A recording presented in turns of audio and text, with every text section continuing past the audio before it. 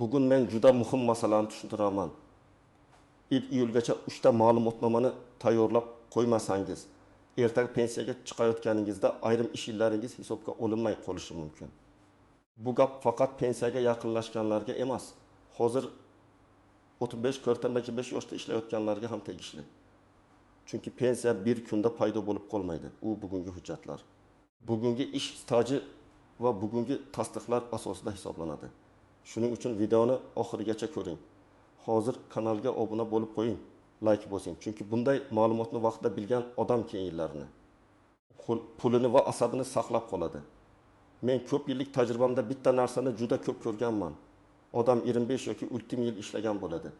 Lekin pensiya tayinlash vaqtida hujjatlarda faqat 35 yoki 20 yil chiqadi. Odam hayron bo'ladi. Men axir zavodda ishlaganman, kolxozda ishlaganman, tashkilotda ishlaganman, ish daftarcham ham bor edi deydi. Lekin pensiya organi og'zaki gapga qarab staj qo'sha olmaydi. Ularga tasdiqlovchi hujjat kerak. Ish daftarchasida yozuvni aniq bo'lsa, ish daftarchasida yozuvni aniq bo'lsa, tashkilot nomi o'zgargan bo'lsa, buyruq raqami ko'rsatilmagan bo'lsa yoki arxivda ma'lumot topilmasa, o'sha yillar bahsli bo'lib qoladi. Avvallari ko'p narsa qog'ozda yurardi. Ishga kirish buyrug'i, ishdan bo'shash buyrug'i, ish haqi vedomoslari, shaxsiy hisob varaqalari, mehnat daftarchasi, korxona arxivi, tuman arxivi, hatto eski xo'jalik kitoblari asos bo'lardi.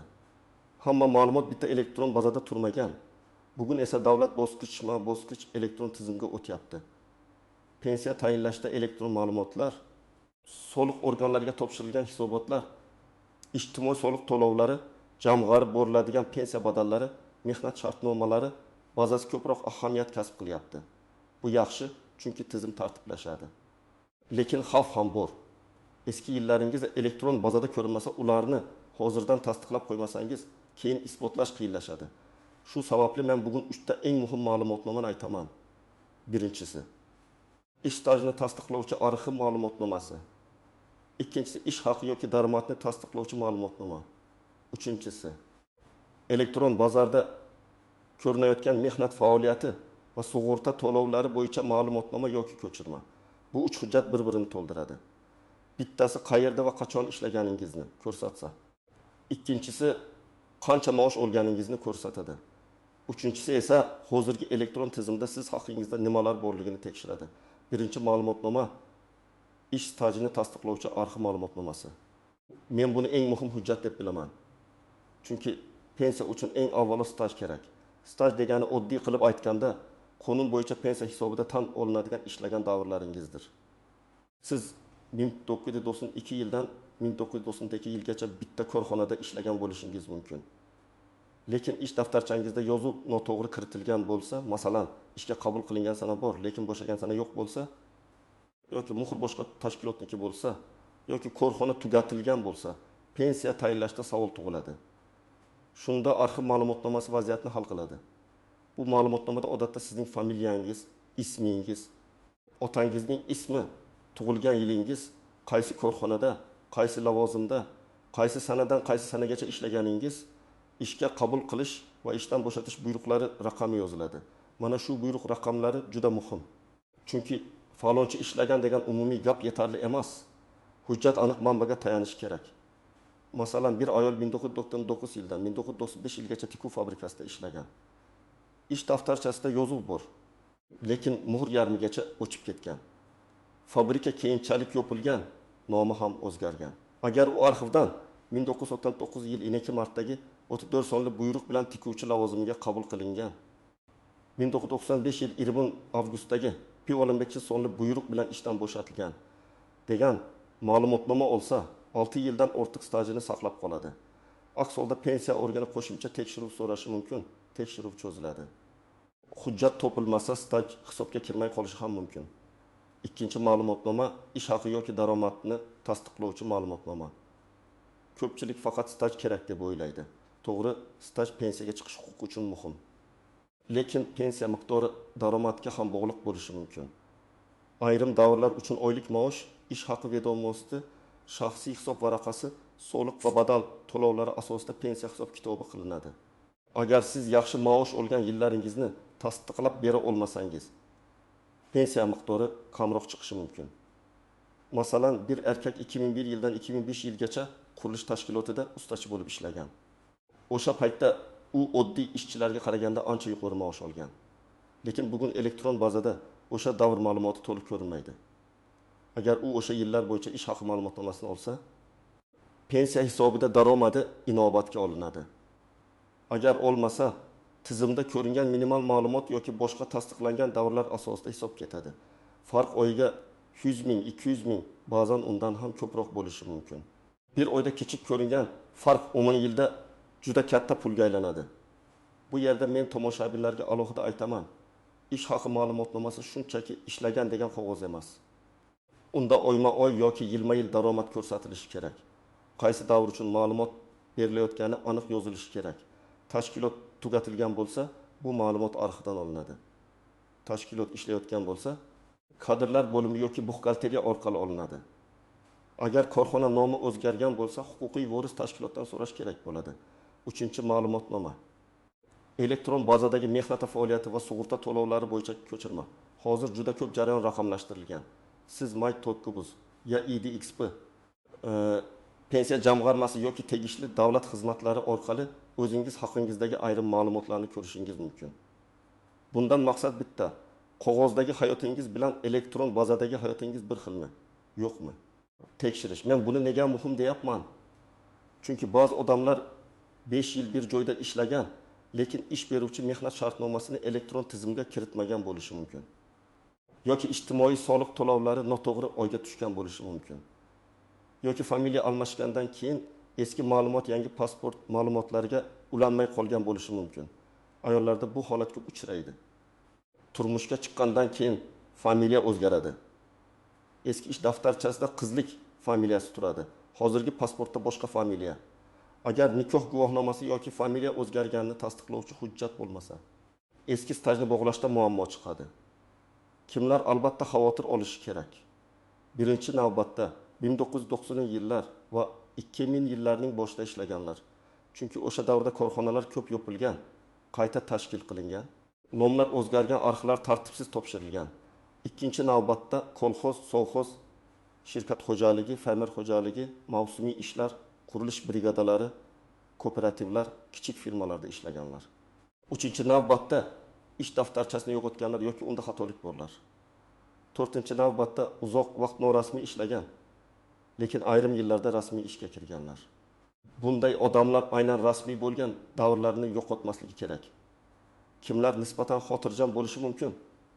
Agar siz oxirgi yillarda doimiy ravishda rasmiy ishlayotgan bo'lsangiz, ish beruvchingiz ijtimoiy soliq to'lab kelayotgan bo'lsa, mehnat shartnomangiz elektron tizimda bo'lsa, ish daftarchangizdagi yozuvlar tartibli bo'lsa, sizda xavf kamroq. Lekin men baribir umuman tekshirmang demayman. Chunki bitta raqam xatosi ham keyin katta muammo bo'ladi. Pasport seriyasi noto'g'ri kiritilgan, JSSSR xato yozilgan, familiyada bitta harf farq qilgan bo'lsa ham ma'lumotlar ulanmay qolishi mumkin. Hayotiy misol keltiraman. 28 yoshli opa pensiyaga tayyorlanyapti. U 1997 yildan 1992 yilgacha bog'chada enaga bo'lib ishlagan. 1993 yildan 2001 yilgacha tikuvchilik seksida ishlagan. 2005 yildan keyin maktabda farrosh bo'lib ishlagan. Maktabdagi davri elektron bazada yaxshi ko'rinadi. Bog'cha davri ish daftarchasida bor, lekin tikuvchilik sexi yopilgan. Ish daftarchasida esa muhr yaxshi ko'rinmaydi. Mana shu haqsiz xavf ostida. Agar opa 1 iyulgacha arxivga murojaat qilib, tikuvchilik sexidagi ish davrini tasdiqlasa, pensiya staji to'liqroq chiqadi. Agar keyin ko'raman desa, pensiyaga hujjat topshirish vaqtida arxivdan javob kutadi. Javob topilmasa, pensiya kechikadi yoki kamroq chiqadi. Yana bir misol. 45 yoshli erkak menga hali pensiyagacha ko'p bor deydi. Lekin u 2003 yildan 2007 yilgacha bir firmada haydovchi bo'lib ishlagan. Firma hozir yo'q. U davrda unga oylik rasmiy berilgan, lekin hujjatlar qayerda ekani noma'lum. Bugun arxivga so'rov berish osonroq bo'lishi mumkin. Chunki ayrim hujjatlar hali saqlanayotgan bo'ladi. 15 yil o'tgandan keyin esa arxiv qayerda, kim topshirgan, qaysi nom bilan topshirgan, buni aniqlash yanada qiyinlashadi. Shuning uchun pensiya hujjat faqat pensiya yoshida emas, oldindan yig'iladi. Endi istisnolar va ko'pchilik bilmaydigan nozik jihatlarni aytaman. Birinchi nozik jihat, ish daftarchasi borligi hamma narsani hal qilmaydi. Ha, ish daftarchasi muhim hujjat. Lekin undagi yozuvlar qonuniy, aniq va o'qiladigan bo'lishi kerak.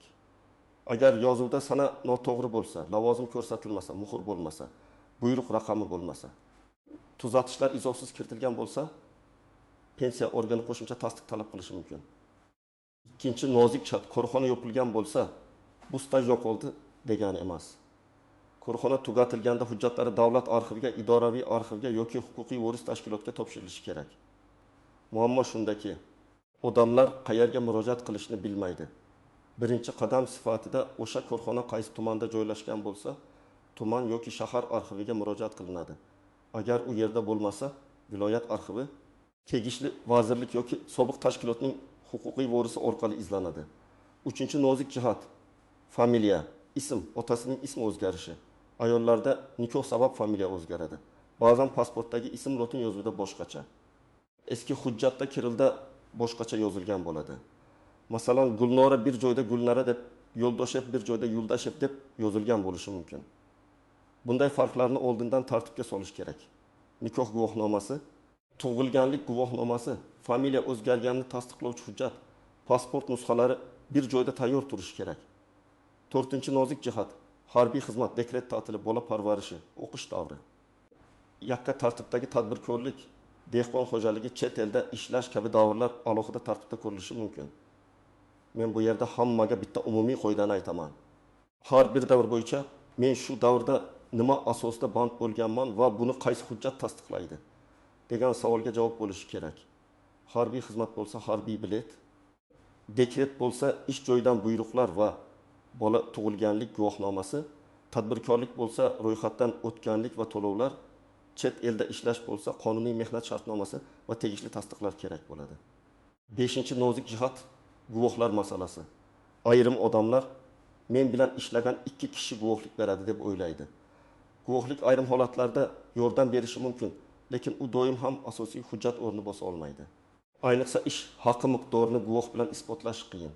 Shuning uchun men doim birinchi o'ringa rasmiy hujjatni qo'yaman. Guvoh keyingi yordamchi yo'l bo'lishi mumkin, lekin asosiy tayanch emas. 6-nozik jihat. Ma'lumotnomani shunchaki olish yetarli emas, uni tekshirish ham kerak. Men amaliyotda ko'rganman, arxiv ma'lumotnomasida odamning tug'ilgan yili xato yoziladi, ish davri bir oy kam ko'rsatiladi, lavozim noto'g'ri tushadimi? Familiyada harf xatosi bo'ladi. Odam esa qog'ozni olib uyga qo'yib qo'yadi. Pensiyaga chiqqanda xato aniqlanadi. Shuning uchun ma'lumotnomani olgan zahoti pasportingiz, ish daftarchangiz va boshqa hujjatlar bilan solishtiring. Har bir sana, har bir ism, har bir raqam to'g'riligini tekshiring. 7-nozik jihat. 1000 iyulgacha deyilgan muddatni oxirgi kunga qoldirmang. Chunki hamma birdan arxivga yugursa, navbat ko'payadi. Arxiv javobi bir kunda chiqmasligi mumkin. Ba'zan hujjatni qidirish uchun 10 kun, 15 kun, 30 kun ketadi. Ayrim holatlarda qo'shimcha so'rov yuborish kerak bo'ladi. Shuning uchun bugun boshlagan odam yutadi. Oxirgi hafta borgan odam esa javob ulgurmaydi degan muammoga duch kelishi mumkin. Endi nima qilish kerakligini aniq aytaman. Birinchi qadam, ish hayotingiz ro'yxatini tuzing. Oddiy daftar oling yoki telefoningizga yozing. Qaysi yil qayerda ishlagansiz? Korxona nomi nima edi? Lavozimingiz nima edi? Qachon kirgansiz? Qachon chiqqansiz? Ish daftarchasida bormi yoki yo'qmi? Elektron bazada ko'rinadimi yoki yo'qmi? Buni yozmasangiz, qaysi davr xavf ostida ekanini bilmaysiz. Ikkinchi qadam, ish daftarchangizni tekshiring. Undagi barcha yozuvlarni birma-bir ko'ring. Sana bormi? Buyruq raqami bormi? Muhr bormi? Tashkilot nomi aniqmi? Bo'shagan sana bormi? Agar ish daftarchasi yo'qolgan bo'lsa, darhol uni tiklash bo'yicha ish boshlang. Agar ish daftarchasi uyda eski hujjatlar orasida yotgan bo'lsa, uni skaner qilib nusxasini ham saqlang. Asl hujjatni yo'qotmang. 3-qadam, xavfli davrlarni belgilang. Men xavfli davr deganda korxona yopilgan, nomi o'zgargan, yozuv noaniq, elektron bazada ko'rinmagan, oylik ma'lumoti yo'q, familiya o'zgargan davrlarni nazarda tutyapman. Aynan shular bo'yicha birinchi navbatda ma'lumotnoma oling. 4-qadam, arxivga yoki ish beruvchiga yozma murojaat qiling. Murojaatda aniq yozing. Falon yildan, falon yilgacha falon tashkilotda, falon lavozimda ishlagan davrimni tasdiqlovchi arxiv ma'lumotnomasini berishingizni so'rayman. Agar ish haqi kerak bo'lsa, Shu davr bo'yicha ish haqi miqdorlari to'g'risida ma'lumotnoma berishingizni so'rayman deb yozing. Pasport nusxasi, JSSSHIR ish daftarchasi nusxasi, agar bo'lsa eski buyruq, shartnoma, guvohnoma nusxalarini ilova qiling. 5-qadam elektron bazani tekshiring. May Tokkop.uz yoki tegishli davlat xizmatlari orqali mehnat faoliyatingiz, rasmiy ish joylaringiz, sug'urta to'lov yoki pensiya bilan bog'liq ma'lumotlaringizni ko'rishga harakat qiling. Agar internetdan foydalana olmasangiz, davlat xizmatlari markaziga boring. U yerda xodimlardan men pensiya uchun mehnat stajim va elektron ma'lumotlarimni tekshirmoqchiman deb yordam so'rang. Bu uyat emas. Aksincha, o'z huquqingizni himoya qilishdir. 6-qadam hujjatlarni bitta papkaga joylang. Men doim tavsiya qilaman, pensiya papkasi bo'lsin. Ichida pasport nusxasi, JSSSHIR ish daftarchasi nusxasi, diplom, harbiy bilet, nikoh guvohnomasi, farzandlar tug'ilganlik guvohnomalari, arxiv ma'lumotnomalari, ish haqi ma'lumotnomalari, elektron ko'chirmalar bo'lsin. Har bir hujjatdan kamida 2 nusxa qiling. Aslini alohida saqlang, nusxasini topshiring. 7-qadam. Xato topsangiz kutmang. Masalan, elektron bazada 2015 yildan 2019 yilgacha ishlagan joyingiz ko'rinmayapti. Darhol o'sha ish beruvchiga murojaat qiling. Korxona ishlayotgan bo'lsa, ular ma'lumotni to'g'rilash yoki tasdiqlovchi hujjat berish imkoniga ega bo'lishi mumkin. Korxona yopilgan bo'lsa, arxivga murojaat qiling. Agar familiya xatosi bo'lsa, tasdiqlovchi hujjatlarni qo'shing. Agar javob berishmasa, yozma ravishda qayta murojaat qiling. Kerak bo'lsa yuqori tashkilotga yoki davlat xizmatlari markazi orqali yo'l yo'riq so'rang. 8-qadam. Pensiya yoshiga yaqin bo'lsangiz, oldindan maslahat oling. Pensiya jamg'armasining tuman bo'limiga borib, hujjatlaringizni ko'rsatib, qaysi davrlar bo'yicha qo'shimcha tasdiq kerakligini so'rang. Men bilaman, ko'pchilik hali vaqt bor deydi. Lekin pensiya hujjatini oxirgi oyda yig'ish eng katta xato. Oldindan tekshirtirsangiz, kamchilikni tuzatishga vaqtingiz bo'ladi. Yana bir muhim maslahat, hech qachon meni hamma taniydi, men ishlaganimni bilishadi degan fikriga tayanmang. Pensiya tizimi tanish bilish bilan emas, hujjat bilan ishlaydi. Siz haq bo'lishingiz mumkin, lekin haq ekaningizni isbotlaydigan qog'oz bo'lmasa, natija siz kutgandek bo'lmasligi mumkin. Shuning uchun bugungi videodagi 3 ta hujjatni jiddiy qabul qiling. Staj ma'lumotnomasi, ish haqi ma'lumotnomasi, elektron bazadagi ko'chirma. Bugun aytganlarimning mazmuni bitta. Pensiya yillaringizni himoya qilish o'zingizning qo'lingizda. 1 iyulgacha kutib o'tirmasdan ish stajingizni tasdiqlang, ish haqingiz bo'yicha ma'lumot oling, elektron bazada ma'lumotlaringiz to'g'ri ko'rinayotganini tekshiring. Ayniqsa eski korxonalarda, kolxoz va sovxozlarda, yopilgan firmalarda, nomi o'zgargan tashkilotlarda ishlagan bo'lsangiz, bu ishni bugundan boshlang.